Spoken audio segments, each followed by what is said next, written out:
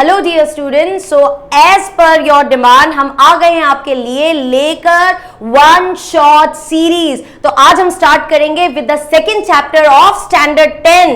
कौन सा है चैप्टर? So that is cell cycle, cell division and structure of chromosome. आज इस वन शॉट सीरीज में हम डिस्कस करेंगे 1 marker questions, 2 marker questions, 3 marker questions, किस तरह के डायग्राम बेस्ड क्वेश्चंस आएंगे ऑफ पार्ट ए। सो बिना वेस्ट किए टाइम फटाफट शुरू करते हैं। स्टार्ट करते हैं विद द इंट्रोडक्टरी पार्ट, जिसके अंदर कुछ टर्म्स हैं। लेट्स सी कौन सी टर्मिनोलॉजीज आपको याद रखनी है। सबसे पहला आपको याद रखना है कि जितने भी ऑर्गेनिजम्स हैं, चाहे वो प्लांट्स है चाहे वो एनिमल्स है, वो अपना लाइफ कैसे बिगिन करते हैं? तो वो अपना लाइफ बिगिन करते हैं एज अ सिंगल सेल। क्या बोलते हैं उस सिंगल सेल को? So that is termed as zygote. ये एक ऑब्जेक्टिव क्वेश्चन के फॉर्म में आ सकता है। मोस्ट सिग्निफिकेंट इवेंट सभी ऑर्गेनिजम्स की लाइफ में क्या है? सो दैट इज रिप्रोडक्शन। आप देख सकते हो रिप्रोडक्शन कितने लेवल्स पे होता है। तो वो ऑर्गेनिज्मिक लेवल पे होता है, सेल्यूलर लेवल पे होता है और मॉलिक्यूलर लेवल पे होता है। रिप्रोडक्शन होता है तो बेटा होता क्या है? नंबर ऑफ ऑर्गेनिजम्स बढ़ते हैं, यानी कि ऑर्गेनिज्मिक लेवल पे हो रहा है। नंबर ऑफ सेल्स बढ़ते हैं, यानी सेल्यूलर लेवल पे हो रहा है। मॉलिक्यूलर लेवल यानी कि हमारा जो जेनेटिक मटेरियल है वो भी रेप्लिकेट करता है, वो भी डुप्लीकेट करता है और अपना कंटेंट बढ़ाता है। कैसे बढ़ाता है? तो भैया थ्रू रिप्रोडक्शन। रिप्रोडक्शन होता है तो एक्चुअली होता क्या है? कैसे ये कंटेंट बढ़ रहा है, कैसे ऑर्गेनिज्म का नंबर बढ़ रहा है, कैसे सेल्स बढ़ रहे हैं? So that is all because of the process which is termed as cell division. तो सेल डिवीजन होगा तो क्या होगा भैया? जो मदर सेल है वो डिवाइड हो जाएगी इनटू डॉटर सेल्स। तो किस तरह का प्रोसेस है ये? Process by which the formation of 2 और more daughter cells from a single mother cell takes place. तो डेफिनेशन याद रखना सेल डिवीजन की। It can be asked in 1 mark. Importance of cell division. क्यों? क्या जरूरत है सेल डिवीजन की? क्या जरूरत है रिप्रोडक्शन की? तो बेटा वो कंटिन्यूटी मेंटेन करता है जनरेशन आफ्टर जनरेशन। समझ में आया? तो अगर आप नहीं रहेंगे तो कंटिन्यूटी कैसे होगी हमारी स्पीशीज की? इसलिए रिप्रोडक्शन करना जरूरी है ताकि हमारे आने वाली जनरेशन आए और हमारी स्पीशीज की कंटिन्यूटी हो सके। नेक्स्ट आ जाता है जो एक और डेफिनेशन आपको याद रखना है, that is growth. What is growth? तो भैया जब पैदा हुए थे तो इतने से थे, अब कितने हो? अब तो बड़े हो चुके हो, इजंट इट? सिर्फ इतना ही नहीं, आपका तो वजन भी बढ़ा है। क्या वापस से तुम उतने छोटे से हो सकते हो? नहीं ना। तो ग्रोथ क्या है? It is a irreversible increase. किसमें? साइज में और मास में। That is occurring at all the organisational levels. कौन सा ऑर्गेनाइजेशनल लेवल्स भैया? मॉलिक्यूलर लेवल, सेल्यूलर लेवल और organismic level. So I hope ये स्लाइड आप लोगों को एब्सोल्युटली क्लियर है। आगे बढ़ते हैं भैया। Why do cells divide? क्या जरूरत है सेल डिवीजन की? तो बिट ऑब्वियस है, जब सेल्स डिवाइड होंगे they will add new cells to our body. और क्या जरूरत है हमें उन न्यू सेल्स की? तो ये जितने भी न्यू सेल्स प्रोड्यूस हो रहे हैं या तो वो यूज हो रहे हैं फॉर द ग्रोथ। जैसे जैसे नंबर ऑफ सेल्स हमारी बॉडी में इंक्रीज होंगे क्या होगा? ग्रोथ होगी। दूसरा, for the replacement of worn out sales, right? जो सेल्स हमारी बॉडी के अंदर खराब हो चुके हैं, नष्ट हो चुके हैं, उसका रिप्लेसमेंट के लिए रिस्पॉन्सिबल है ये new sales. Next is repair. हमारी बॉडी में कभी कट पड़ जाता है, कहीं से जल जाती है, तो वो पोर्शन को रिपेयर कौन करेगा? तो ये सेल डिवीजन का प्रोसेस रिपेयर करेगा by producing new sales. And last that is reproduction. वो तो हमने पहले ही देख लिया कि रिप्रोडक्शन कैसे होगा? जब सेल डिवीजन होगा। So I hope this slide is also clear. 1 mark के लिए याद रखना व्हाई डू सेल्स डिवाइड। आ जाते हैं नेक्स्ट कैटेगरी पे, that is cell cycle. Important है। डायग्राम बेस में तो चांसेस कम है इसके आने के, लेकिन it can be asked as a 2 marker question, ठीक है। सेल साइकिल का डेफिनेशन क्या है, देख सकते हो बेटा साइक्लिक फॉर्म में हो रहा है, और ये इवेंट्स आप देख सकते हो बार बार रिपीट होंगे। तो ये कैसे सीक्वेंस है, ये सीक्वेंस है इवेंट्स के that are occurring in a cell and preparing the cell for division. तो ये सीक्वेंशियल इवेंट्स है जो साइक्लिकली रिपीट हो रहे एक सेल के अंदर, so that the cell can prepare for cell division. किसने दिया ये concept of cell cycle? So this cell cycle concept was given by Howard and Pelc in 1953, और उन्होंने डिवाइड किया ये सेल साइकिल को इनटू 4 फेसेस और स्टेजेस। कौन से 4 फेसेस? तो एक है G1 फेस, दूसरा है S phase, then there is G2 phase and then there is M phase. ये जो G1, S and G2 face जो है उनको एक साथ क्या बोला जाता है? तो उनको एक साथ बोला जाता है इंटरफेस। फटाफट डायग्राम के ऊपर से देख लेते हैं, फिर फटाफट आपको कंटेंट भी दिखाएंगे। चाहे तो स्क्रीनशॉट्स भी ले सकते हो, आपके नोट्स तैयार हो जाएंगे।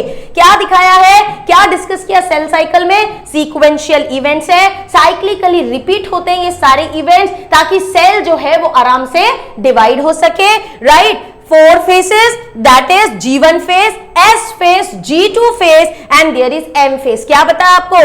G1, S और G2 phase को क्या बोलते हैं? इंटरफेस बोलते हैं। What is G1 phase? G1 phase को हम बोलते हैं गैप 1 फेज, या फिर उसको हम बोलते हैं growth phase 1। What happens during this phase? तो भैया सेल जो है वो आरएनए को और प्रोटीन्स को सिंथेसाइज करता है। इस फेज में क्या करता है? आरएनए और प्रोटीन्स जो है वो ये फेज के अंदर सिंथेसाइज होते हैं। क्लियर हुआ? सो G1 को क्या बोलते हैं? गैप 1 फेज या growth phase 1। What happens during this phase? तो द सेल जो है वो ग्रो करेगा और भी ज्यादा आरएनए और proteins and it will increase its size. Next आ जाता है एस फेज। एस फेज को क्या बोलते हैं? तो एस फेज को बोलते हैं सिंथेसिस फेज। क्या बोलते हैं बेटा एस फेज को? So S phase is known as synthesis phase, यानी कि यहां पे ग्रोथ तो हो ही रहा है, प्लस यहां पे होता है डीएनए रेप्लिकेशन, राइट। एक प्रोटीन यहां पे बनता है। कौन सा प्रोटीन? सो प्रोटीन का नाम है हिस्टोन प्रोटीन। तो हिस्टोन प्रोटीन भी यहां पे सिंथेसाइज होता है एस फेज में, और डीएनए भी रेप्लिकेट करता है। रेप्लिकेट का मतलब होता है डुप्लीकेट करता है अपने कंटेंट को। समझ में आया? न्यूक्लियस के अंदर हिस्टोन प्रोटीन सिंथेसाइज हो रहा है, डीएनए सिंथेसाइज हो रहा है, साइटोप्लाज्म के अंदर सेंट्रियोल भी डुप्लीकेट हो रहा है। समझ में आया? आगे बढ़ते हैं with the G2 phase.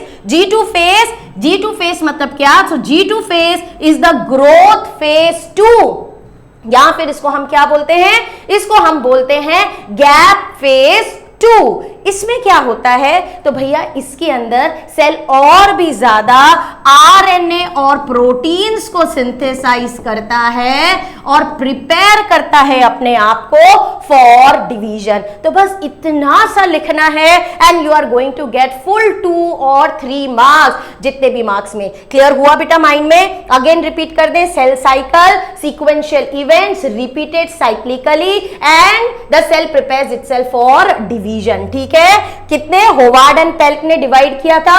4 faces में, G1, S, G2 and there is M phase, जिसमें से G1, S और G2 फेस को हम बोलते हैं इंटरफेस। M फेस मतलब माइटोटिक फेस, जिसको हम लोग बोलते हैं division face. I hope the content is clear. Slide next करेंगे तो आप देखोगे कि डिस्क्रिप्शन पूरा दे रखा है जो भी हमने डिस्कस किया।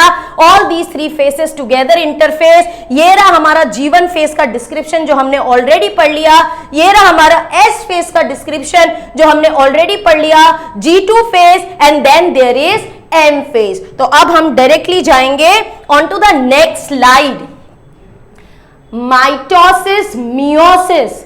M फेस मतलब division phase, and there are 2 types of cell division बेटा, mitosis and meiosis. So let us quickly have a diagrammatic representation. Say let us quickly have a concept clarity on what is mitosis and what is meiosis. फटाफट start करते हैं. आपको तो पता ही है ना बेटा कि ह्यूमंस के अंदर कितने क्रोमोसोम्स हैं. So we are having total 46 chromosomes. That means कि हमारे पास में 23 पेयर ऑफ क्रोमोसोम्स है, इजंट इट? तो क्या मैं ऐसे लिख सकती हूं, human has 2 into 23 that is 46 chromosomes. क्या आपको पता है मंकीज या फिर चिंपांजीज में कितने क्रोमोसोम्स होते हैं? तो उनके पास होते हैं टोटल 48 क्रोमोसोम्स. तो क्या मैं इस तरीके से लिख सकती हूं 2 into 24 is equals to 48 chromosomes. तो अगर आप ध्यान देंगे तो इसके ऊपर से हम the number of chromosomes present in an organism के लिए फॉर्मूला दे सकते हैं डिप्लॉयड कंडीशन में, दैट इज 2n. तो let us study what is mitosis and meiosis through this diagrammatic representation. Mitosis दिख तो रही है आपको. माइटोसिस के अंदर आप देख सकते हो कि ये जो डिप्लॉइड सेल है, डिप्लॉइड का मतलब आपको मालूम है आई होप, एंड हेप्लॉइड का मतलब मालूम होगा. अगर एक सेट ऑफ क्रोमोसोम न्यूक्लियस के अंदर प्रेजेंट है तो ऐसे सेल को हम बोलते हैं हेप्लॉइड. और अगर दो सेट ऑफ क्रोमोसोम, जैसे हमारे पास में 2 सेट ऑफ क्रोमोसोम है, तो ऐसे सेल को बोलते हैं डिप्लॉइड सेल. समझ में आया? तो देखो माइटोसिस में क्या हो रहा है, जब एक डिप्लॉइड सेल माइटोसिस कर रहा है तो you can see that 2 daughter cells are form and these daughter cells are also diploid. आई बात समझ में? नेक्स्ट आप देख सकते हो मियोसिस. मियोसिस भी किस में हो रहा है? Meiosis is also taking place in a diploid cell. और इस डिप्लॉइड सेल को क्या बोलते हैं? इनको बोलते हैं मियोसाइट्स. क्या बोलते हैं बेटा? इनको बोलते हैं मियोसाइट्स. आप देख सकते हो कि जब ये डिप्लॉइड मियोसाइट्स डिवाइड होंगे तो मियोटिक डिवीजन 1, बिकॉज यहां पे एक ही बार डिवाइड होता है सेल, लेकिन यहां पे सेल डिवाइड होता है 2 टाइम्स. सो मियोटिक डिवीजन 1 में आप देख सकते हो 2 डॉटर सेल्स बन रही है. कैसी है ये daughter cells? So these daughter cells are haploid. कैसी डॉटर सेल्स है बेटा? हेप्लॉइड डॉटर सेल्स है. और मियोसिस 2 में आप देखोगे तो सेम पेरेंटल सेल जैसे ही डॉटर सेल्स यहां पे बन रहे हैं. सो टोटल कितने डॉटर सेल्स बन रहे हैं? There are 4 haploid daughter cells formed. समझ में आ रहा है बेटा? माइटोसिस जो है कौन से टाइप के सेल्स में होता है? बिकॉज आप देख सकते हो कि माइटोसिस ना डिप्लॉइड सेल में भी हो रहा है. मतलब क्या है माइटोसिस का? माइटोसिस के अंदर यहां पे बेटा जैसा पेरेंट सेल होगा सेम वैसा ही डॉटर सेल होगा. तो यहां पे ऐसे डिवीजन को क्या बोला जाता है? ऐसे डिवीजन को बोला जाता है इक्वेशनल डिवीजन. क्या बोला जाता है ऐसे डिवीजन को?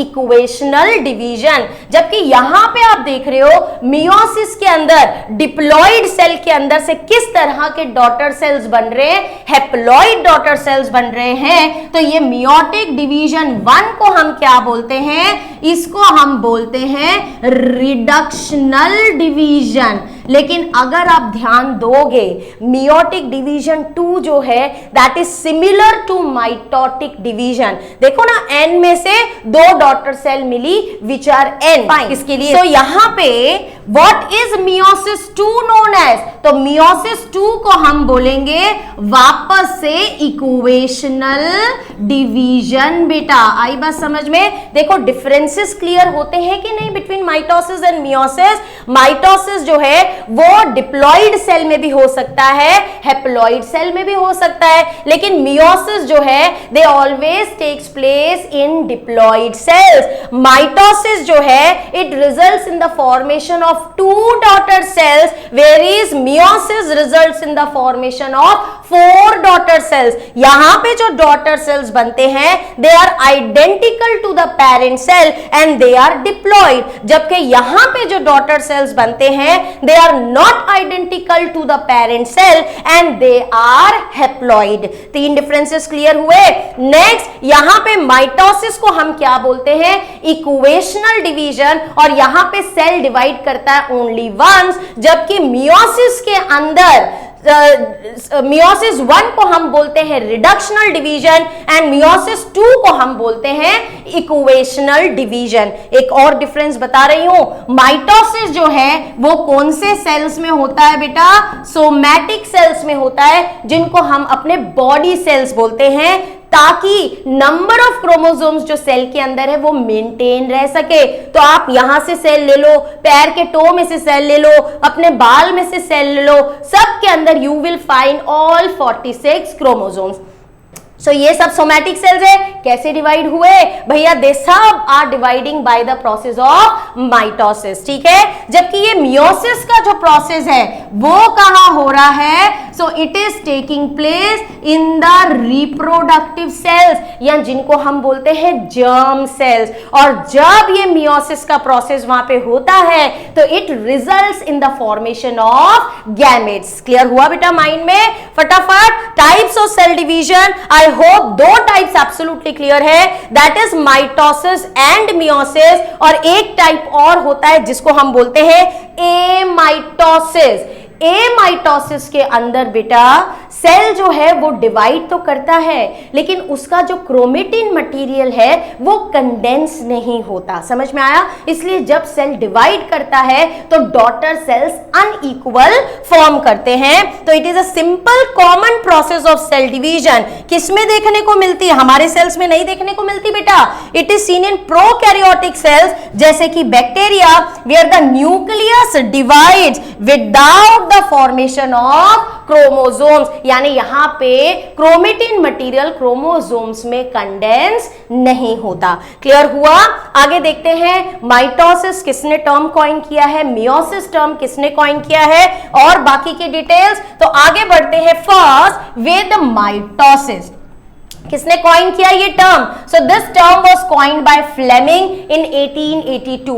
ईयर नहीं भी याद रहे तो साइंटिस्ट का नाम याद रखना बेटा, फ्लेमिंग। डिफरेंस बिटवीन याद रखना माइटोसिस एंड मियोसिस कितने मार्क्स में आता है? It is asked in 2 marks. किसने कॉइन किया ये term mitosis? So that was coined by Fleming. किसमें से? तो भैया बायोलॉजी में तो जितने भी वर्ड्स है या तो ग्रीक लैंग्वेजेस में से ले रखे हैं या तो लैटिन लैंग्वेजेस में से ले रखे हैं। तो ग्रीक वर्ड 2 है, एक है माइटोसिस जिसका मतलब है थ्रेड, और दूसरा है ओसिस जिसका मतलब है स्टेट। यानी यहां पे हमें जो क्रोमेटिन मटेरियल वो किस फॉर्म में देखने को मिलेगा? तो it will be seen in the thread state. Takes place हमने ऑलरेडी डिस्कस कर लिया, सोमैटिक सेल्स के अंदर होता है ये डिवीजन। इसी वजह से ये डिवीजन का दूसरा नाम क्या है? So it is somatic cell division. कितने डॉटर सेल्स बन रहे थे? 2 डॉटर सेल्स बन रहे थे। कैसे थे? आइडेंटिकल थे टू द पेरेंट सेल, और नंबर ऑफ क्रोमोसोम्स भी सेम थे एज द पेरेंटल सेल। इसी वजह से इस डिवीजन को क्या बोलते हैं? इस डिवीजन को हम बोलते हैं इक्वेशनल या फिर होमोटाइपिक डिवीजन। क्लियर हुआ बेटा माइंड में? सो ये टर्मिनोलॉजी सब याद रखना, ऑब्जेक्टिव क्वेश्चंस में आता है। आगे बढ़ते हैं। माइटोसिस जो है 2 स्टेजेस में डिवाइडेड है। कौन सा 2 स्टेजेस? तो एक जिसको हम बोलते हैं कार्योकाइनेसिस। ये सब बेटा ग्रीक या लैटिन लैंग्वेजेस में से वर्ड ले रखे हैं। कार्यो का मतलब होता है न्यूक्लियस एंड काइनेसिस का मतलब होता है डिवीजन। सो कार्योकाइनेसिस का मतलब क्या हो गया? Nuclear division. वैसे ही दूसरा स्टेज जो है वो है साइटोकाइनेसिस। साइटो का मतलब है साइटोप्लाज्म एंड काइनेसिस का मतलब है डिवीजन। सो साइटोकाइनेसिस का मतलब हो गया साइटोप्लाज्मिक डिवीजन। इसका ये जो कार्योकाइनेसिस है that is further divided into 4 faces, जो कि प्लांट्स और एनिमल्स में सेम होते हैं। इन फेसेस को सीक्वेंस में याद रखना, बिकॉज ये अरेंज इन प्रॉपर ऑर्डर में 1 मार्क के क्वेश्चन में ये आता है। पहला स्टेज कौन सा है? तो first is the prophase. Second कौन सा है? So second is metaphase. Third कौन सा है? So third is anaphase. And fourth कौन सा है? सीक्वेंस में बेटा याद रखना, फोर्थ इज टेलोफेज। अगेन एक बार, माइटोसिस 2 स्टेजेस में, कार्योकाइनेसिस, साइटोकाइनेसिस। कार्योकाइनेसिस का मतलब है nuclear division, cytokinesis cytoplasmic division. Karyokinesis 4 phases में डिवाइडेड है। सीक्वेंस में याद रखना, प्रोफेज यानी अर्ली फेज, मेटाफेज यानी मिडिल फेज, एनाफेज यानी आफ्टर फेज, एंड टेलोफेज यानी एंड फेज। आगे चलते हैं, एक एक को डिस्कस करेंगे हम लोग, राइट। ओके, सबसे पहला आ गया प्रोफेज। अब बेटा ये जो सेल आपको दिखाया ना, ये सेल इंटरफेस का है। इंटरफेस में हमने ऑलरेडी डिस्कस कर लिया है G1S एंड G2 फेस में, जिसमें सेल जो है अपना कंटेंट इंक्रीज करता है लेकिन डिवाइड नहीं करता। तो उस समय सेल जो है वो ग्रो करता है, अपना साइज इंक्रीज करता है, अपना कंटेंट बढ़ाता है और अपने आप को प्रिपेयर करता है फॉर सेल डिवीजन। तो ये जो पहला सेल आप देख रहे हो that is in the interface. आप देख सकते हो इंटरफेस के अंदर यहाँ पे न्यूक्लियर मेम्ब्रेन प्रेजेंट है, ये क्रोमेटिन मटेरियल प्रेजेंट है, ये सेंट्रियोल प्रेजेंट है, राइट, ये न्यूक्लियोलस प्रेजेंट है। ये सेंट्रियोल जो है वो भी डुप्लीकेट हो चुका है ड्यूरिंग द एस फेज यानी सिंथेसिस फेज ऑफ इंटरफेस, और इसका जो क्रोमेटिन मटेरियल है वो भी डुप्लीकेट हो चुका है, पर अभी क्रोमोसोम्स नहीं दिखाई दे रहे। समझ में आया? फटाफट आ जाते हैं, इंटरफेस से कंपेयर करेंगे प्रोफेस को, सारे पॉइंट्स डायग्राम के ऊपर से ही आ जाएंगे। ये आइडेंटिफाई वाले क्वेश्चन के अंदर आता है, या तो प्रोफेस का डायग्राम दे देंगे, मेटाफेस का डायग्राम दे देंगे, या फिर एनाफेस का डायग्राम दे देंगे। आपको पूछेंगे आइडेंटिफाई करो फेस को, लेबल करो, इस फेस में क्या हो रहा है, मेन पॉइंट वो बताओ, इसके आगे या इसके पीछे कौन सा फेस आता है उसके बारे में बताओ। फिक्स्ड क्वेश्चन है बेटा, यही क्वेश्चन होते हैं।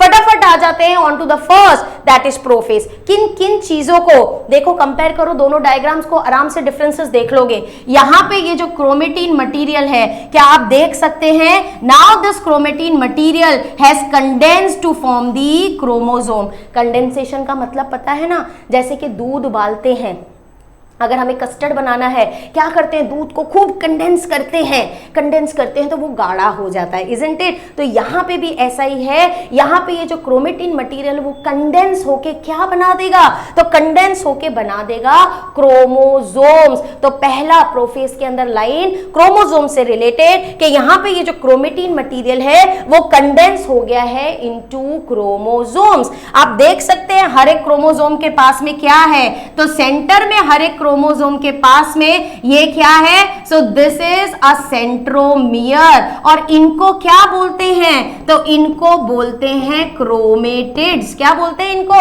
So these are known as chromatids. अगर सेम क्रोमोसोम के क्रोमेटिड्स होते हैं तो हम उनको कहते हैं सिस्टर क्रोमेटिड्स, राइट। सो पहला point that the chromatin material condense to form chromosome. दूसरा point, each chromosome is having a centromere and two chromatids, एक क्रोमेटिड ये रहा, दूसरा क्रोमेटिड ये रहा, which is attached to the centromere. Third point, और difference देखो, क्या सेंट्रियोल से रिलेटेड आपको कोई डिफरेंस दिख रहा है? यहां पे देखो सेंट्रियोल और यहां पे देखो सेंट्रियोल, ये जो डुप्लीकेट हुआ था centriole during the S phase, now it has started moving towards the opposite pole. क्या स्टार्ट कर दिया है, it has started moving towards the opposite pole. और क्या आप देख सकते हैं उसमें से रेडिएटिंग फाइबर्स निकल रहे हैं। जब ये रेडिएटिंग फाइबर्स निकलते हैं तो सेंट्रियोल्स को हम बोलते हैं एस्टर्स।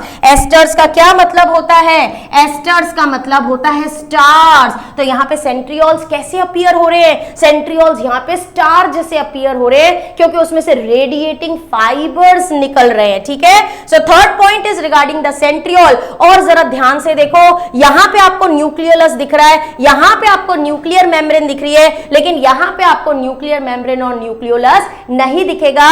तो न्यूक्लियर मेम्ब्रेन और न्यूक्लियोलस जो है वो डिसअपीयर हो जाता है। फटाफट रिकलेक्ट कर लेते हैं पॉइंट्स को। पहला point, as we discuss, chromatin material condenses to form chromosomes. Each chromosome के दो आर्म्स है जिनको chromatids बोलते हैं, which are attached to the center, that is termed as centromere. हमने देखा daughter centrioles जो बने थे वो move कर रहे हैं to the opposite poles of the cells, and these are surrounded by radiating fibers, and now they are called as ester rays. Spindle fibers भी उनके बीच में अपीयर हो गए हैं। न्यूक्लियर मेम्ब्रेन और न्यूक्लियोलस जो है वो डिसअपीयर हो जाता है at the end of the prophase. So I hope that prophase is absolutely clear. Main events अगर बोले तो यहां पे chromatin material condenses to form chromosome. Each chromosome has two chromatid attached to the centromere. Nuclear membrane nucleolus disappears at the end of prophase. Centrioles that were duplicated during the S phase started moving towards the opposite pole,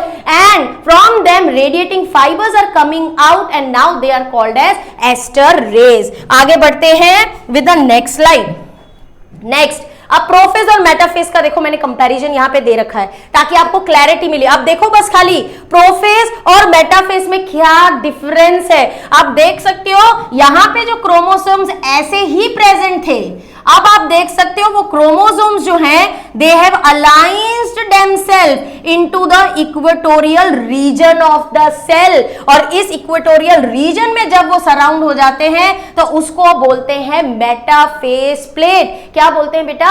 metaphase plate. तो metaphase stage में आप देख सकते हो क्या हो रहा है. मेटाफेज स्टेज में आप देख सकते हो that the chromosomes have aligned themselves in the centre of the cell forming a metaphase plates. दूसरा पॉइंट क्या लिख सकते हो भैया? यहां पे तो सेंट्रियोल्स ने मूव करना स्टार्ट ही किया था.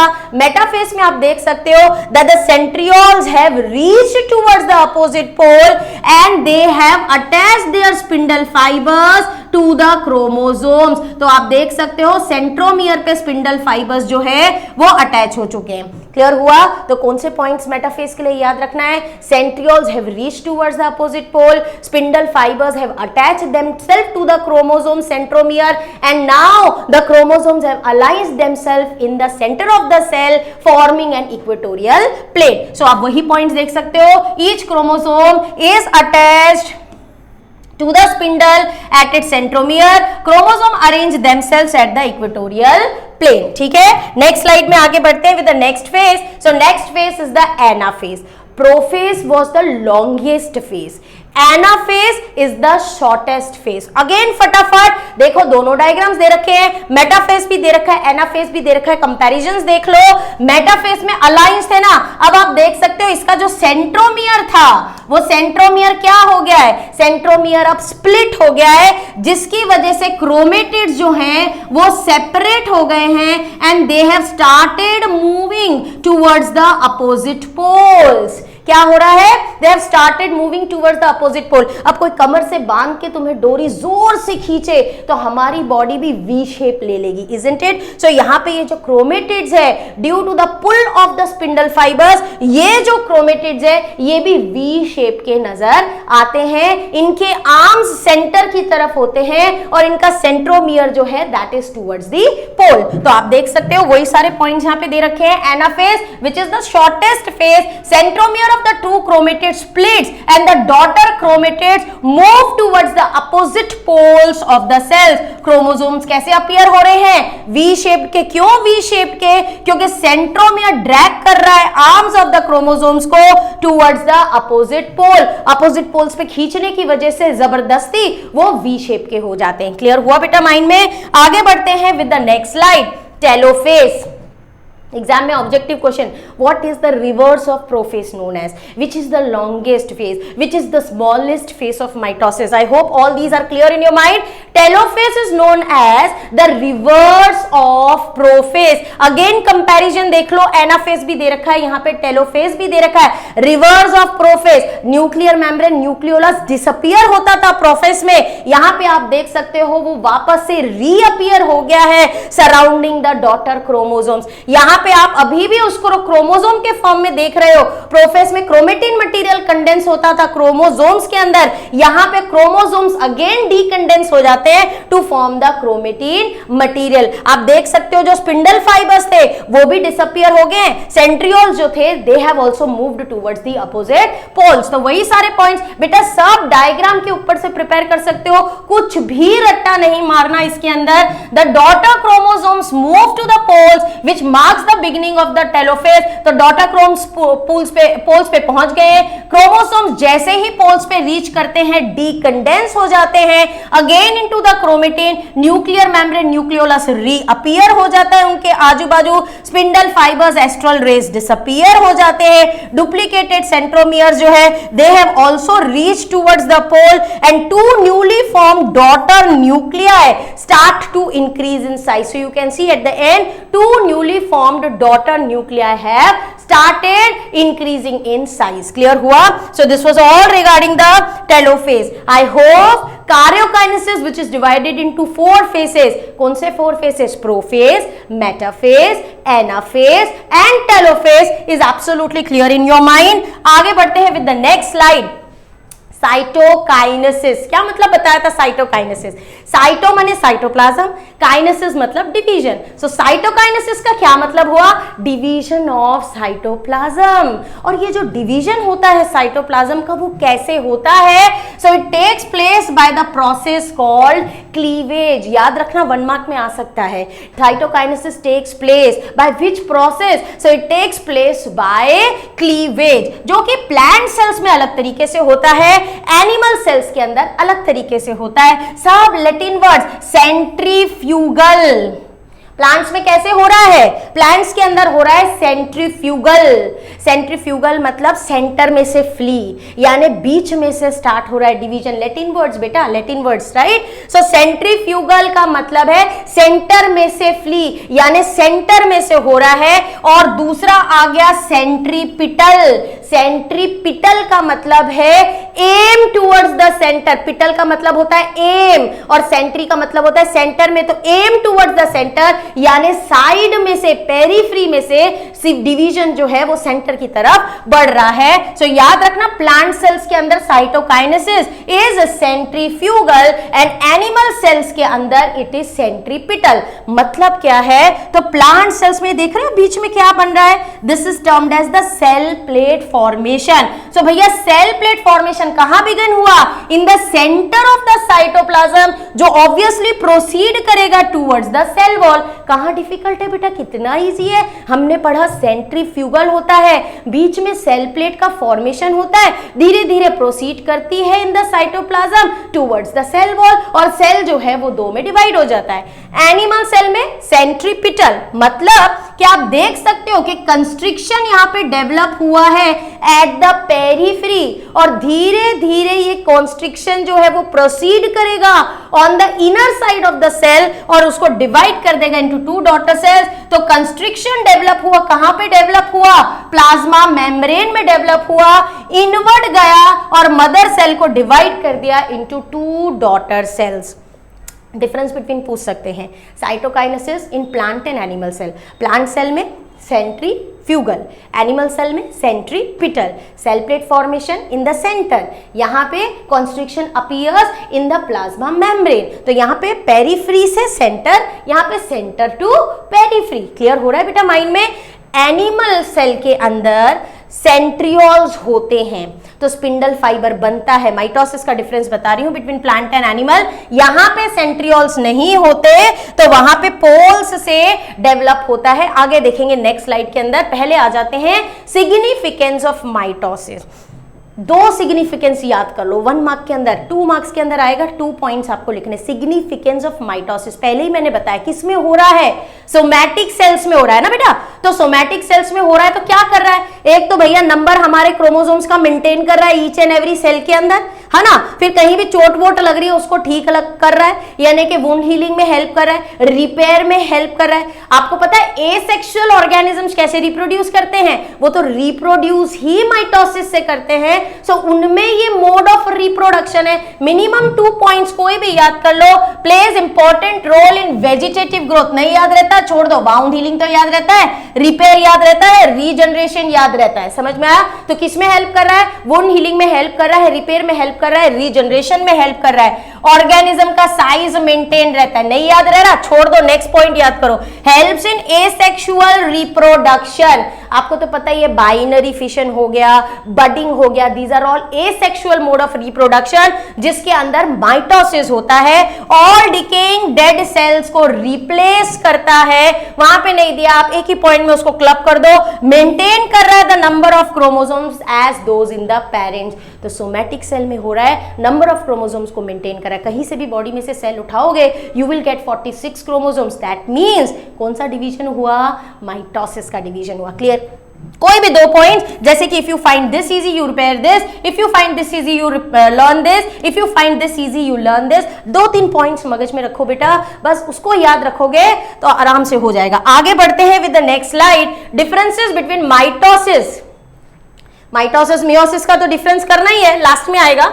Mitosis in animal and plant cell, तो हमने कुछ पॉइंट्स डिस्कस कर दिए, जैसे कि साइटोकाइनेसिस यहाँ पे होता है by a clean furrow, centre से शुरू होता है। यहाँ पे साइटोकाइनेसिस जो है वो सेल्फ प्लेट फॉर्मेशन से होता है। यहाँ पे साइटोकाइनेसिस सेंट्रीपिटल है। यहाँ पे साइटोकाइनेसिस प्लांट सेल के अंदर सेंट्रीफ्यूगल है। हमने देखा प्लांट्स के अंदर यहाँ पे एस्टर्स नहीं बनते, एनिमल्स के अंदर एस्टर्स आर फॉर्म्ड, लेकिन प्लांट्स के अंदर एस्टर्स आर नॉट फॉर्म्ड। क्यों? क्योंकि प्लांट्स के पास तो सेंट्रियोल होता ही नहीं है, पढ़ा है ना चैप्टर 1 में। Centriole is not present, centrosome is not present in the plant cell, तो इसलिए वहां पे एस्टर्स भी नहीं बनते। जबकि एनिमल सेल्स के अंदर सेंट्रियोल्स होते हैं तो एस्टर्स आर फॉर्म्ड। नेक्स्ट, हमारे हर एक सेल के अंदर ये माइटोसिस का प्रोसेस हो सकता है। जहां भी चोट लगी, रिपेयर की जरूरत पड़ी, माइटोसिस हो गया, सेल डिवाइड हुए, खाली जगह भर दी। समझ में आया? लेकिन प्लांट सेल के अंदर सब जगह नहीं होते, but you know which are the actively dividing cells, meristematic cells, तो occurs mainly at the growing tips and sides। तो आप इसकी जगह meristematic tissues भी लिख सकते हो। किसमें हो रहा है? So it takes place in the meristematic tissues only।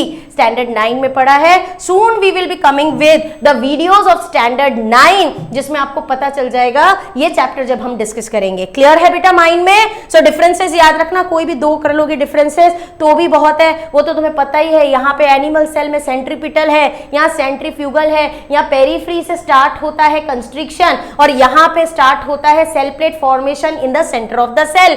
ये all the cells of the body के अंदर हो सकता है, but this takes place in the meristematic tissues only. Asters are formed, asters are not formed. आगे बढ़ते हैं with the next slide. Meiosis पे आ जाते हैं।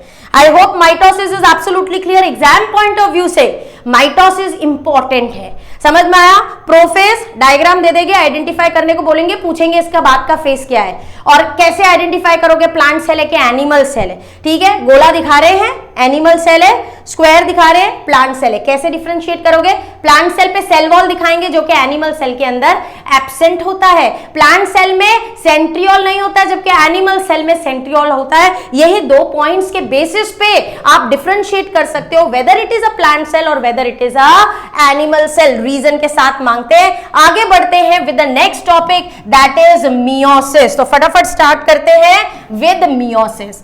अब ये टर्म वो याद है किसने दिया था? Mitosis was given by Fleming, है ना, from the Greek words mitos and osis, thread state. देखते हैं फटाफट ये किसने दिया। सो ये टर्म दिया है जेबी फार्मर्स ने 1905 में। ईयर नहीं याद रखोगे तो भी चलेगा, खाली याद रखना भैया ये टर्म जो है मियोसिस किसने कॉइन किया है। So this term is coined by Farmer. JB भी याद नहीं रखोगे तो भी चलेगा, फार्मर्स याद रखना, वो तो याद रखना पड़ेगा बेटा। फार्मर्स ने ग्रीक वर्ड में से लिया है मियोम। मियोम का मतलब क्या है? To reduce. हमने तो पहले ही डिस्कस किया कौन सा डिवीजन होता है भैया? रिडक्शनल डिवीजन होता है। Number of chromosomes are reduce to half. दो बार सेल डिवाइड करता है, हमने देखा एक बार मियोटिक डिवीजन 1, दूसरी बार मियोटिक डिवीजन 2। टोटल कितने डॉटर सेल्स बनते हैं? 4 डॉटर सेल्स बनते हैं। नंबर ऑफ क्रोमोसोम क्या हो जाता है? हाफ हो जाता है। और पेरेंट सेल जैसे नहीं होते तो they are not identical to the parent cells, इसलिए डिवीजन को क्या बोलते हैं? इसको बोलते हैं रिडक्शनल या फिर हीटेरोटाइपिक डिवीजन। डिफरेंसेस वाले ही पॉइंट्स डाल रखे हैं। देखो, the cells which undergo meiosis, क्या बताया था? उन सेल्स को क्या बोलते हैं? The cells are termed as meiocytes. किसमें हो रहा है? Takes place in reproductive and germ cells. Mitosis somatic cells, these takes place in reproductive और जर्म सेल्स। एनिमल सेल्स में अगर रिप्रोडक्टिव सेल्स में मियोसिस हो रहा है, तो मेल में बनेगा गैमेट जिसको हम बोलते हैं स्पर्म, और फीमेल में बनेगा गैमेट जिसको हम बोलते हैं ova. Fill in the blank के फॉर्म में आ सकता है बेटा। In animals meiosis results in the formation of dash and dash, so it results in the formation of sperm and ova. In plants, अब प्लांट्स में अगर मियोसिस का प्रोसेस होगा रिप्रोडक्टिव सेल में, तो मेल रिप्रोडक्टिव ऑर्गन में बनेंगे pollen grains, और वैसे ही फीमेल गैमेट को वहां पे क्या बोलते हैं, तो ओव्यूल्स। आई बात समझ में? सो प्लांट्स में it will result in the formation of pollen grains and ovules. Clear है? तो ये बेसिक था। आगे बढ़ते हैं, होता क्या है भैया ड्यूरिंग मियोसिस। तो अगेन ये टेबल आपके टेक्स्ट बुक के अंदर भी दे रखा है बेटा, ये भी आपको याद रखना है। हो सकता है मिसिंग वर्ड्स के हिसाब से वो आपको ये पूछ ले। जैसे मियोसिस 2 डिवीजन है, मियोटिक डिवीजन 1 2, हीट्रोटाइपिक बोलते हैं, होमोटाइपिक बोलते हैं, और क्या बोलते हैं हम लोगों ने पढ़ा इसको, और हम बोलते हैं रिडक्शनल डिवीजन। ठीक है, मियोटिक डिवीजन 2 को हम और क्या बोलते हैं, इसको हम सेम एज माइटोसिस बोलते हैं, यानी कि इक्वेशनल डिवीजन। फिर यहाँ पे मियोसिस 1 जो है वो भी अगेन 4 फेसेस में डिवाइडेड है। वही सेम कॉन्सेप्ट है, कारियोकाइनेसिस एंड साइटोकाइनेसिस। कारियोकाइनेसिस 4 फेसेस में डिवाइडेड है, प्रोफेस 1, मेटाफेस 1, एनाफेस 1, टेलोफेस 1। लेकिन इसका जो प्रोफेस 1 है ना, वो तो माइटोसिस से भी लंबा है। सो इसका जो प्रोफेस 1 है that is the longest phase even in compare to the prophase of mitosis, right? क्योंकि इसका जो प्रोफेस 1 है वो 5 सब फेसेस, नाम याद रखना है खाली, कौन से 5 सब फेसेस। सो लेप्टोटीन सीक्वेंस में again zygotene, then there is third pachytene, then there is diplotene and there is diakinesis. Sequence में याद रखना, प्रॉपर ऑर्डर में अरेंज करने में क्वेश्चन आ सकता है। प्रोफेस 1 ऑफ मियोसिस 1 5 सब फेसेस में डिवाइडेड है, leptotene, zygotene, pachytene, diplotene and diakinesis. Again जैसे ही साइटोकाइनेसिस होगा मियोसिस 2 बिगिन हो जाएगा। मियोसिस 2 भी 2 फेसेस में डिवाइडेड है, कारियोकाइनेसिस एंड साइटोकाइनेसिस। कारियोकाइनेसिस अगेन 4 फेसेस में, अब 2 है तो बोलेंगे प्रोफेस 2, मेटाफेस 2, एनाफेस 2 एंड टेलोफेस 2। ठीक है, हमने ऑलरेडी डिस्कस कर लिया ये सब। मियोटिक डिवीजन 1 को हम रिडक्शनल डिवीजन बोलते हैं because the number of chromosomes are reduce to half. उसको हम हीट्रोटाइपिक डिवीजन बोलते हैं क्योंकि डॉटर सेल्स जो हैं they are not identical to the parent cell. Meiotic division 2 जो है उसको हम होमोटाइपिक डिवीजन बोलते हैं because it is same as the mitotic division, so there is no change in the number of chromosomes. Clear हो रहा है बेटा? फटाफट स्टार्ट करते हैं। क्या होता है during the meiotic division 1? Meiotic division 1 में 2 बहुत इंपॉर्टेंट इवेंट्स होते हैं। सिर्फ आपको टर्मिनोलॉजीज के मीनिंग याद रखने हैं, ज्यादा डीप में नहीं जाना है। यही पूछेंगे एग्जाम में, what are homologous chromosome, what is synapsis, what is crossing over. समझ में आया? फटाफट देखते हैं क्या है। 2 main events taking place during meiotic division 1। कौन से 2 मेन इवेंट्स? तो बेटा पहला है synapsis. What is the meaning of synapses? Synapses का मतलब होता है पेयरिंग ऑफ होमोलोगस क्रोमोसोम्स। अब ये होमोलोगस क्रोमोसोम क्या है? होमोलोगस क्रोमोसोम, आपके पेरेंट्स के पास में 23 पेयर्स है ना, मदर के पास में 23 पेयर्स ऑफ क्रोमोसोम्स। किसके पास में? मदर के पास में। वैसे ही फादर के पास में भी there are 23 pair of chromosomes. ठीक है, जब दोनों के बीच में रिप्रोडक्शन हुआ और गैमेट्स बने, तो मदर ने जो गैमेट बनाया, क्या गैमेट बनता है मदर में? ह्यूमंस के अंदर गैमेट क्या बनता है, क्या बताया था आप लोगों को? क्या बोलते हैं उसको? ओवा। तो जब ओवा बना तो उसके अंदर प्रेजेंट है 23, हाफ हो रहा है ना नंबर ऑफ क्रोमोसोम, हाफ किया गैमेट के अंदर। जब यहां भी बना तो इसके अंदर भी 23। मेल में क्या बना? मेल में बना स्पर्म। समझ में आया? और जब बेटा फर्टिलाइजेशन होगा और इन दोनों गैमेट्स का फ्यूजन होगा तो सारे 46 क्रोमोसोम्स जो है वो यूनाइट हो जाएंगे और जाइगोट बनाएंगे। यानी कि ये जो पेयर बन रहे हैं ना क्रोमोसोम्स के, ऑल द 23 पेयर्स, ये हर एक पेयर को हम क्या बोलेंगे? होमोलोगस क्रोमोसोम बोलेंगे। क्यों इनको होमोलोगस क्रोमोसोम बोलेंगे? होमोलोगस क्रोमोसोम ऐसा पेयर ऑफ क्रोमोसोम है, ऐसा सेट ऑफ क्रोमोसोम है जो एक आया है मदर से और दूसरा आया है फादर से। क्या है होमोलोगस क्रोमोसोम? ऐसा सेट ऑफ क्रोमोसोम है in which one is from the mother and another is from the father. ये जो दो क्रोमोसोम्स होते हैं साइज में सेम होंगे, सेम टाइप के जीन्स प्रेजेंट होंगे, सेम पोजीशन पे सेंट्रोमियर प्रेजेंट होगा, और ऐसे क्रोमोसोम्स को हम क्या बोलते हैं? Homologous chromosome. तो ये पेयरिंग ऑफ होमोलोगस क्रोमोसोम ना हमें सिर्फ मियोसिस में देखने को मिलती है, मियोसिस के प्रोफेस 1 में देखने को मिलती है। किस में देखने को मिलती है? मियोसिस 1 के प्रोफेस 1 में देखने को मिलती है। प्रोसेस को बोलते हैं, इवेंट को बोलते हैं synapsis. Pairing of homologous chromosome definition text book में भी दे रखी है। What are homologous chromosome? Homologous chromosomes are set of chromosomes, one from the mother and one from the father, which unite to form a pair during meiosis. Meiosis का process होता है, उसके बाद में fertilization होते ही they form a pair. They are of same size. The centromeres are located at the same position and they are having same genes located at same place. Such set of chromosomes are said to be homologous chromosome. तो homologous chromosome का definition याद कर लेना बच्चे, और synapsis का definition याद रखना। साइनेप्सिस का मतलब है pairing of homologous chromosome. 1 mark में आएगा डिफाइन। ठीक है, आगे बढ़ते हैं। दूसरा इवेंट कौन सा था? सो दूसरे इवेंट को बोलते हैं क्रॉसिंग ओवर। अब अगर ये इवेंट नहीं होता ना तो हम लोग ना एग्जैक्ट कॉपी होते हैं अपने पेरेंट्स की, या तो पूरा मम्मी या तो पूरा पापा जैसा। बट क्या हम ऐसे हैं? नहीं। कुछ फीचर्स हमें हमारे मदर से मिले हैं, कुछ हमें फादर से मिले हैं, और कुछ फीचर्स ऐसे जो ना मम्मी में ना पापा में हमारे अपने यूनिक फीचर्स हैं। Isn't it? समटाइम्स ऐसा होता है ना कि मम्मी की आंखें काली, पापा की आंखें काली, लेकिन बच्चे की आंखें ब्लू।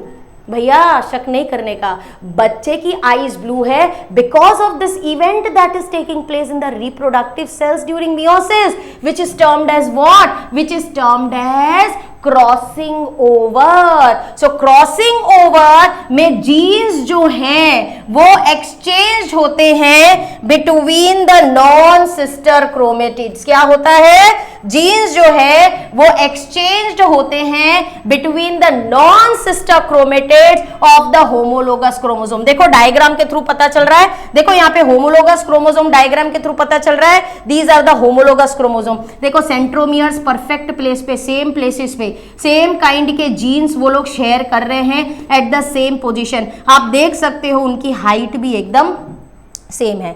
मैंने आपको बोला था सेम क्रोमोसोम के अगर 2 क्रोमेटिड्स होते हैं तो उनको बोलते हैं सिस्टर क्रोमेटिड्स। जैसे ये दोनों, इसके अंदर भी क्या बोलेंगे? Sister chromatids. क्रॉसिंग ओवर जिसमें जीन्स एक्सचेंज होते हैं between the non sister chromatids. Non sister chromatids क्या है? ये दोनों अगर सिस्टर क्रोमेटिड्स हैं, ये दोनों अगर सिस्टर क्रोमेटिड्स हैं, तो ये दोनों क्या हो गए? ये दोनों हो गए नॉन सिस्टर क्रोमेटिड्स। क्या हो गए? सो ये दोनों हो गए नॉन सिस्टर क्रोमेटिड्स। एक ये और ये भी नॉन सिस्टर, ये भी। तो 2 अलग अलग क्रोमोसोम्स के अगर हम क्रोमेटिड्स ले रहे हैं, so these are termed as non sister chromatids of the homologous chromosome. ये होमोलोगस क्रोमोसोम है। देखो क्रॉसिंग ओवर दिखा रहे हैं between the non sister chromatids के बीच में क्रॉसिंग ओवर हुआ। ये जो पॉइंट ऑफ क्रॉसिंग ओवर होता है ना, पता है इसको क्या बोलते हैं? This point of crossing over is termed as chiasmata. Diagram में दे रखा है लेकिन थोड़ा सा इरेज हो गया है, तो ये भी एग्जाम के अंदर 1 मार्क में पूछेंगे व्हाट इज काइस मेटा। तो crossing over takes place at 1 or more points of the non-sister chromatids of the homologous chromosome, which is termed as chiasmata. So point जहां पे क्रॉसिंग ओवर हो रहा है, that point is termed as X shape structure बनता है, that point is termed as chiasmata. आप देख सकते हो जैसे ही क्रॉसिंग ओवर हुआ, parts were exchanged between the non sister homologous chromosome. Parts change होने की वजह से रिकॉम्बिनेंट्स बन गए। क्या बन गए? रिकॉम्बिनेंट्स। अब जब ये गैमेट्स में जाएंगे क्रोमोसोम तो कुछ यूनिक फीचर होगा। समझ में आया? दैट मीन्स अगर मदर की आंखें ब्लैक थी तो उसके पास में ब्लू आई कलर के लिए जीन था, पर वो अपने आप को एक्सप्रेस नहीं कर पाया। फादर की भी आंखें ब्लैक थी बट उसके पास भी ब्लू कलर का जीन था, बट वो अपने आप को एक्सप्रेस नहीं कर पाया। लेकिन लकीली बच्चे के अंदर उनके दोनों ब्लू जीन्स शेड्स आ गए और बच्चों की आंखों का कलर क्या हो गया, ब्लू हो गया. So that is all because of crossing over. So find out the features you are having neither from your mother neither from your father but maybe of your grandparents. और वो आप में क्यों आए? Because of this process which is termed as crossing over. So I hope the concept is absolutely clear. दो main events during meiotic division one is known as synapses which is the pairing of homologous chromosome और दूसरा है crossing over where exchange of ऐसी process है जहां पे gene exchange होते हैं between the non-sister chromatids of the homologous chromosome. Chiasmata का भी डेफिनेशन बेटा याद रखना. The point where crossing over takes place between the non-sister chromatids of the homologous chromosome is termed as chiasmata. आगे बढ़ते हैं with the next slide. Okay. Significance of crossing over. क्या significance है crossing over का? अभी तो आपने हमने बताया सेल के अंदर की इंफॉर्मेशन को यूनिक बना रहा है, इजंट इट राइट? ना मम्मी जैसा ना पप्पा जैसा, कुछ यूनिकनेस, राइट? सो जो भी पॉइंट्स याद रहे वो याद रखो. मिनिमम 2 पॉइंट्स याद रखना बेटा. सिग्निफिकेंस ऑफ क्रॉसिंग ओवर, देखो it is the basis of genetic variation in organism. नहीं होता, क्या बताया मैंने, अगर क्रॉसिंग ओवर नहीं होता यहाँ तो पूरा मम्मी जैसा यहाँ तो पूरा पप्पा जैसा, समझ में आया? लेकिन ऐसा नहीं है ना, जेनेटिक वेरिएशन आया ना, किसकी वजह से आया? Due to crossing over. So easily ये पॉइंट आप याद रख सकते हो that it is the basis of genetic variation in organism makes the genetic information in each haploid cell unique. इसकी वजह से हर एक हेप्लॉइड सेल की जो इंफॉर्मेशन है वो यूनिक बनती है. इसके आगे के पॉइंट्स याद रहे तो रखना, नहीं तो मिनिमम ये 2 पॉइंट्स को याद रखना.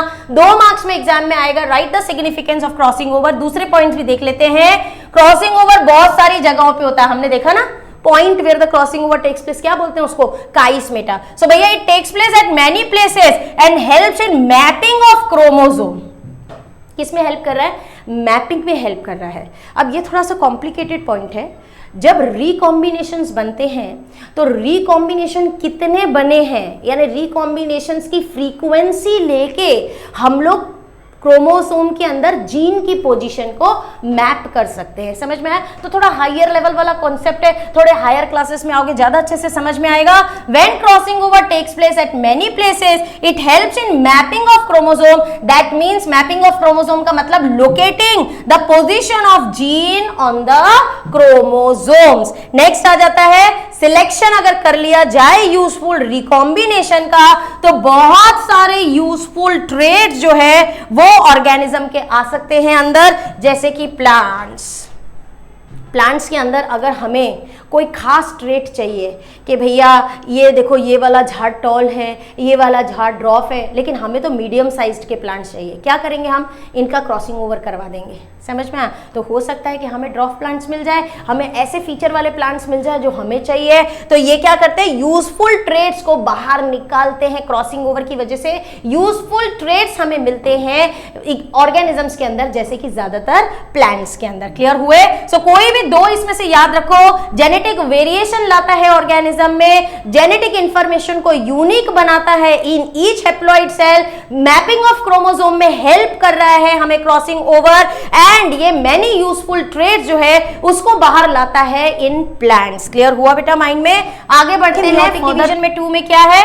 तो इन meiosis 2 the 2 daughter sales of meiosis 1. अब क्या करेंगे? हमने तो देखा ही था मियोटिक डिवीजन 2 तो बिल्कुल माइटोसिस जैसा है. तो वो डॉटर सेल्स जो मियोसिक डिवीजन 1 में बनी है, now they will undergo the mitotic division और 2 क्रोमेटिड्स ऑफ ईच क्रोमोसोम क्या करेंगे? सेपरेट करेंगे एंड 4 हेप्लॉइड डॉटर सेल्स बन जाएंगे. सो बेटा मियोटिक डिवीजन 2 बहुत ज्यादा, यानी कि मियोसिस का प्रोसेस बहुत ज्यादा डिटेल में नहीं है, तो जितना बताया है उतना प्रिपेयर कर लेना. क्या क्या प्रिपेयर करना है? 2 इवेंट्स जो हो रहे हैं, पहले तो याद कर लेना कि प्रोफेस 1 जो है मियोसिस 1 का वो 5 सब फेसेस में डिवाइडेड है, उनके नाम सीक्वेंस में याद कर लेना. 2 इवेंट्स हो रहे हैं. साइनेप्सिस का मतलब होमोलोगस क्रोमोसोम का मतलब, दूसरा इवेंट क्रॉसिंग ओवर उसका मतलब, काइस मेटे का मतलब. ये सारे डिटेल्स को आप लोग याद कर लेना. Then significance of crossing over कर लेना. Meiotic division 2 is same as mitotic division. So जो 2 डॉटर सेल्स बने हैं during the meiotic division 1, now they will go for mitotic division. Chromatids जो हैं वो सेपरेट होंगे और 4 हेप्लॉइड डॉटर सेल्स बन जाएंगे. क्लियर हुआ बेटा माइंड में? आगे बढ़ते हैं. ये देखो पूरा डिस्क्रिप्शन दे रखा है ऑफ मियोसिस फेज. प्रोफेज 1 सारा कुछ यहाँ पे हो गया, 5 फेसेस हो गए, यानी इसके अंदर साइनेप्सिस का प्रोसेस भी हो गया, इसके अंदर क्रॉसिंग ओवर भी हो गया, क्रोमोसोम्स ने अपने पार्ट एक्सचेंज कर लिए, मेटाफेस 1 आ गया, अलाइंड हो गए, होमोलोगस क्रोमोसोम सेंटर में ऑफ द सेल, एनाफेस में आप देख सकते हो now they have started moving the chromosomes, जो होमोलोगस पेयर थे ना वो सेपरेट हुए, क्रोमेटिड सेपरेट नहीं हुआ है, होमोलोगस पेयर सेपरेट हुए, start moving towards the opposite pole, telophase 1 हो गया, टेलोफेज में आप देख सकते हो they have reached to the opposite pole, nuclear membrane nucleolus फिर से रीअपीयर हो गया है, 2 डॉटर सेल्स बन गए, अब ये दोनों डॉटर सेल्स किसमें जा रहे हैं, they are going for meiotic division 2, दोनों के बीच में एक छोटा सा इंटरवल आता है, meiotic division 1 and meiotic division 2, that is termed as interkinesis, क्या बोलते हैं उसको, इंटरकाइनेसिस, हालांकि उसका डिटेल यहां नहीं दे रखा तो चलेगा। प्रोफेज 2 में देखो ये 2 सेल्स बने हैं, सेम अब माइटोटिक डिवीजन रहेगा, एक को ऑब्जर्व कर लो, देखो centrioles reach to the opposite pole, metaphase में अलाइन हो गए हैं, सेंटर ऑफ द सेल के अंदर, एनाफेस में देखो आप सेंट्रोमियर डिवाइड, एनाफेस 2 में सेंट्रोमियर डिवाइड होता है, एनाफेस 1 में होमोलोगस क्रोमोसोम सेपरेट होते हैं, फिर अगेन वो जो क्रोमेटिड्स थे अब वो सेपरेट हो चुके हैं, टेलोफेज 2 में न्यूक्लियर मेम्ब्रेन अराइज हो गए, and now it will result in the formation of 4 daughter cells. तो बहुत इजी है बेटा, कुछ ज्यादा डिटेल इसके अंदर पढ़ना नहीं है आपको, सिग्निफिकेंस ऑफ मियोसिस याद रखना भैया। अगेन कितने पॉइंट्स, 2 पॉइंट्स, कोई भी 2 पॉइंट्स आप याद कर लो जो भी आपको इजी लगे, गैमेट्स बनाने में हेल्प कर रहा है, right. So in gametes the chromosomal number is halved so that on fertilization the normal diploid number is restored।